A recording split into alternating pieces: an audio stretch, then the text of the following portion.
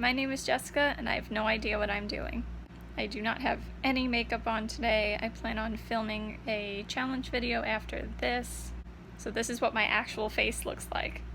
So about 2 weeks ago now, I went to Sephora to return the Too Faced Sugar Peach palette that I mentioned that I was probably going to be returning. I did return it. I now have like $38-ish in credit at Sephora. So I was good. I did not spend them yet. I almost did. I am saving them. But the video I decided to film was almost like a wish list makeup of interest kind of video. I want to talk about what I touched at Sephora. That's a fun name, right? I saw a lot of things, some new, some not. Some things I changed my mind about, some things I'm not interested in anymore. So I'm going to tell you what I touched and what my thoughts are now, just based on swatches and looking at the products in the store. So first up is something that was not on any wish list of mine before, but now I'm considering it. These Ciate Marbled Metals Metallic Glitter Eyeshadow, specifically in the shade Wicked. This eyeshadow, I was very confused by it because it had like white round spots in it, and I know that sounds like mold, but it wasn't mold, I promise. And apparently what that does is create like a holographic duochrome multi-dimensional something to the eyeshadow, and this particular shade was really pretty. It was purple, but it had like, I don't know, I felt like there were hints of other colors in there, and it definitely stuck in my mind after my Sephora visit. The next thing on my list, and I'm just going in alphabetical order as I usually do, is something that I did mention in a previous video and said that I don't need it, but now that I've seen it and touched it, it's a little different story. Or it's not a different story. I still don't need it, but I do like it a lot more than when I just saw it online. This is the Dominique Cosmetics Rustic Glam eyeshadow palette. The shade that I thought was a gold is actually a green, and one of the blues actually has sparkle in it, and it seems to want to stay on the skin and not just disappear after you put it on. Same goes for the black. I know I don't need this palette. I know I don't, but the quality felt like the same quality I've touched but not purchased in the other Dominique Cosmetics palettes. But I was surprised to see the glitter in the blue, and that what I thought was a gold was actually a green. And it just looked and felt good. So that one I think is now going to be a hard one to resist. Next up are the Huda Beauty Neon Obsessions palettes. I was not able to look at or swatch the neon pink one. It was not out for whatever reason. But I did see and swatch the neon green and the neon orange.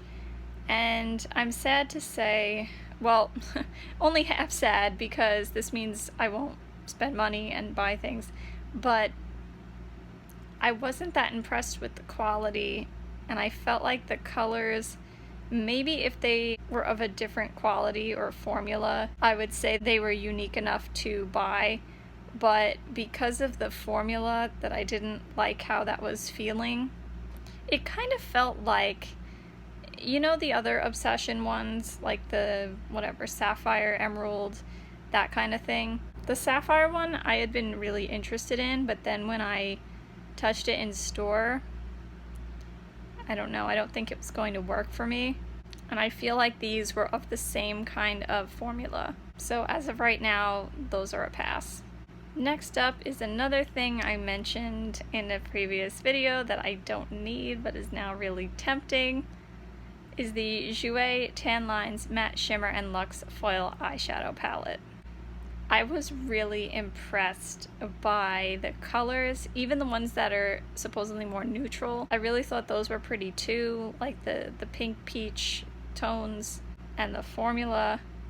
The only one that I wasn't impressed by was the dark blue, and I don't know if it's just a weaker shade in the palette, or if it had just been swatched so many times by so many people that it developed like a hard pan type thing. The rest of them swatched really well, really pretty. Most of them I would say are my kinds of colors, but I still don't need it. I have those colors, but you know, it felt good and looked good, so it's hard to resist.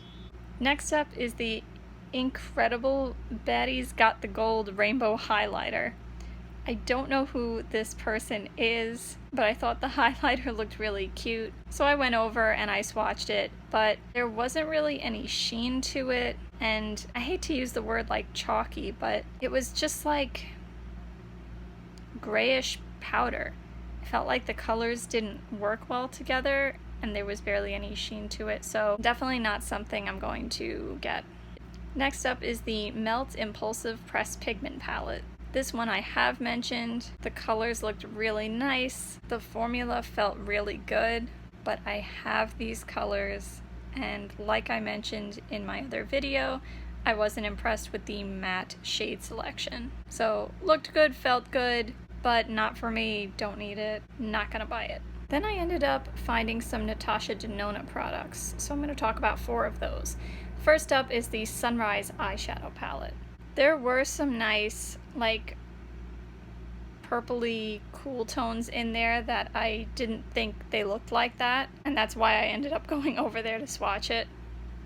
But I felt like the shimmers weren't a great formula, and even though I've never owned a Natasha Denona anything, just by swatching the products in the store, I can feel that, like, some are better than others. I feel like it's inconsistent, or maybe she uses a lot of different formulas in her line, but all I know is that I didn't care for that shimmer formula. The mattes, however, I thought swatched really well, were really pigmented, but overall the color scheme is not for me, and it's way too expensive.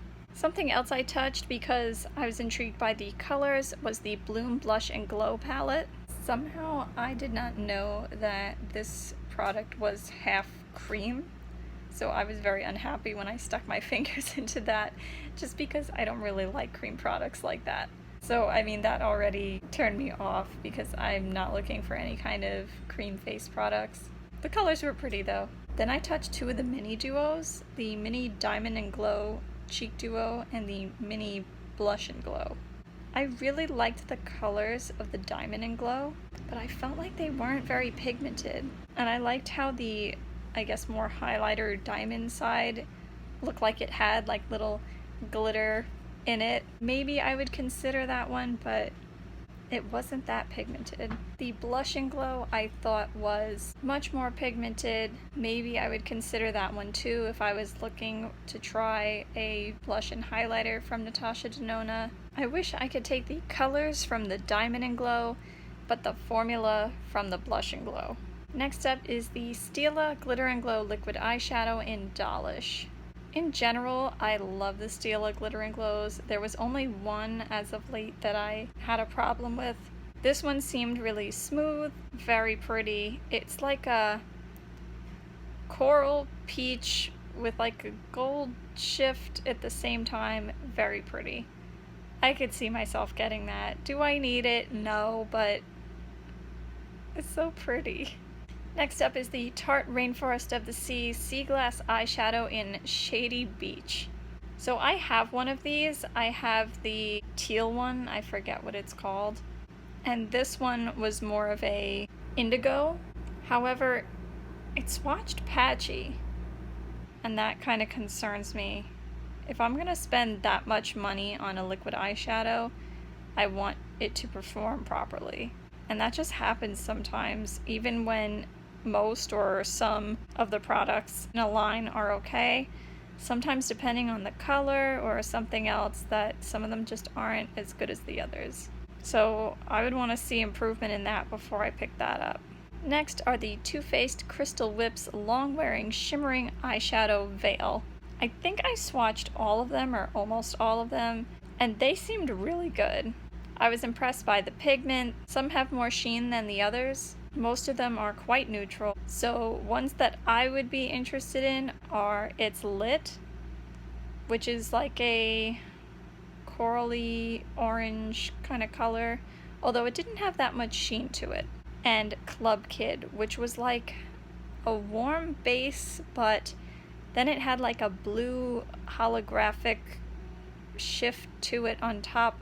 Do I need it? Not really, but it was cool and I love Too Faced, so I would be willing to try something like that.